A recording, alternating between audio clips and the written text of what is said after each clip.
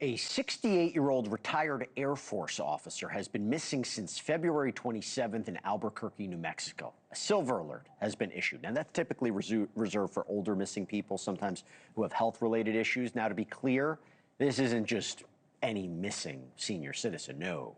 This is Major General William Neil McCasland, a former commander of the Air Force Research Laboratory, the organization responsible for advanced military technology and science. He also worked on space systems and special programs at the Pentagon, projects that were so classified that many inside the government never even got to see them.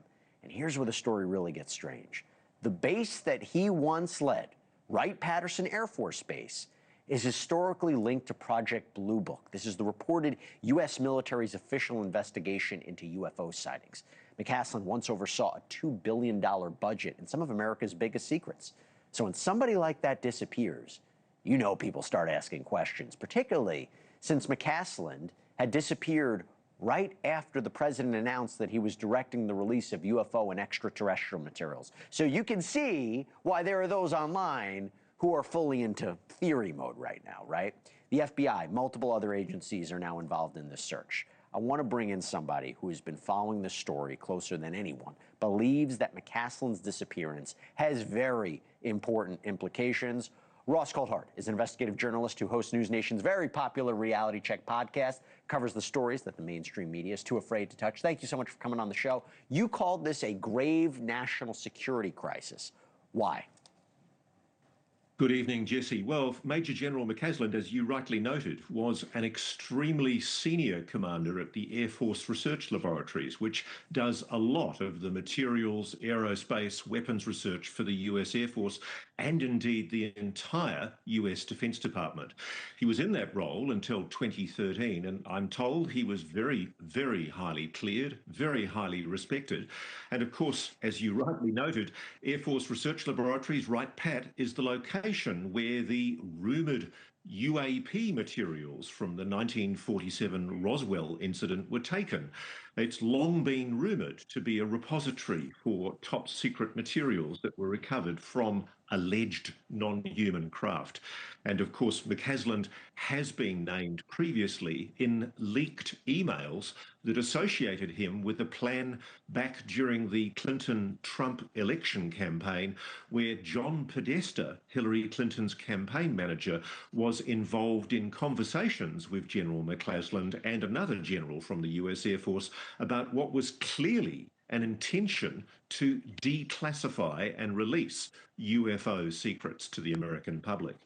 He has a wealth of information, a storied career.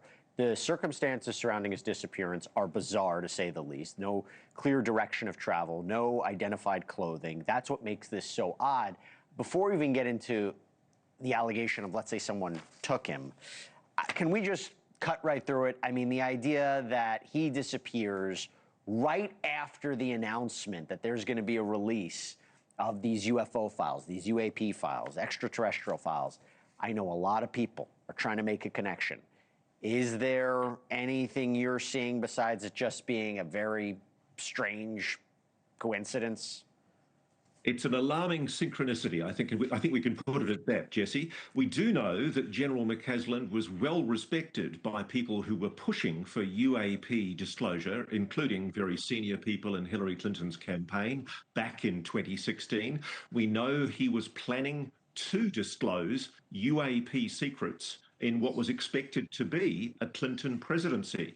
And it's really interesting that this follows so closely, his disappearance follows so closely on the heels of President Trump's announcement that he was intending to declassify UFO files, a promise, by the way, which the president hasn't followed up on yet. Well, Iran, I mean, that took center stage. Let me ask you this. Speaking of which, just got to throw it out here. If he was, let's say, kidnapped, if he was taken, who would want to take him? What would be some countries you would be looking at and say, wow, if they got a hold of this guy, you know, he's a wealth of information, he has the secrets, he could be useful to what we're building or developing? Well, we're 10 days now into his disappearance, and I've walked those tracks around his home in Albuquerque. I actually tried to meet him by leaving a letter in his letterbox once and hoping I'd bump into him while he was on the trails, because I heard he was a runner. It's not a place where you would just disappear, even if you are medically incapacitated. So there are people now talking about the possibility of foul play, and the obvious suspects are potential foreign adversary powers. China, Russia. The general has a lot of the most sensitive secrets of the United States locked up in his head. Before he became the commander of the Air Force Research Laboratories, he was the director of special programs inside the Pentagon, handling some of the most sensitive secrets at the very top of the Department of Defense. This is a man who's cleared for some of the biggest secrets in the United States military and intelligence community. The other way of looking at it as well, and again, since there's no definitive proof or announcement of foul play, is a silver alert being issued. We've seen it happen before. People who are older, who have some sort of medical issue, perhaps a mental health issue. I'm not saying that's the case here, but even so, it would be strange that he would, potentially disappear on his own and not be found. However, this is an individual who does have experience in the outdoors, right? And you do wonder, would he have the capabilities to disappear and not be found?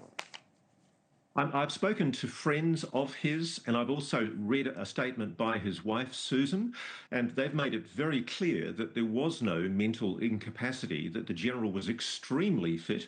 He'd cycled 60 miles the previous weekend. Wow. He's well known for being a trail runner, an extremely fit, agile, mentally alert man. I suspect the silver alert is purely and simply because he requires medication that he has to take, which is just prescribed by his doctors. There's no indication that there was any kind of illness that would lead to him being incapacitated in some way and unable to return home.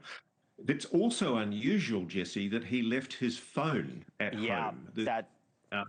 It's a real question mark. It's almost as if, was he going out to meet somebody and he didn't want to be tracked or listened to? What is also puzzling a lot of his friends is the low-key nature of the FBI investigations. This is a very senior former Pentagon general, a man with some of the most sensitive national secrets in his head. It really hasn't featured much at all in any media releases by local sheriffs or by the FBI. Right. They're taking an extremely low-key approach. Yeah, and they're dedicating a ton of resources to this, multiple agencies. Ross Coulthart, thank you for being on top of this. We're going to be on top of this as well. You can watch Ross's podcast, Reality Check, on NewsNation's YouTube channel. Thanks so much for taking the time, sir. Appreciate it. Thank you. Thank you for watching. Subscribe below and download our NewsNation app right now on your phone, and you will get fact-based, unbiased news for all Americans.